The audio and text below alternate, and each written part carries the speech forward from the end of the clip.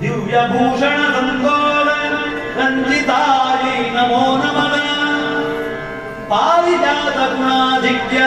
पदाब्जायै नमो नमः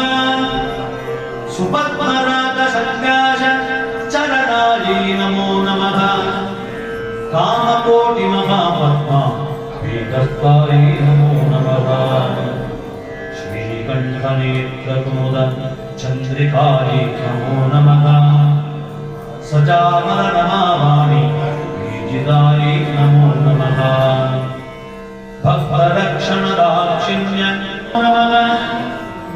अनङ्गजनकापाङ्ग वीक्षणायै नमो नमः महापद्माटवी मध्य निवासायै नमो नमः जाग्रत् स्वप्न सुषुप्तीनां साक्षिभूत्यै नमो नमः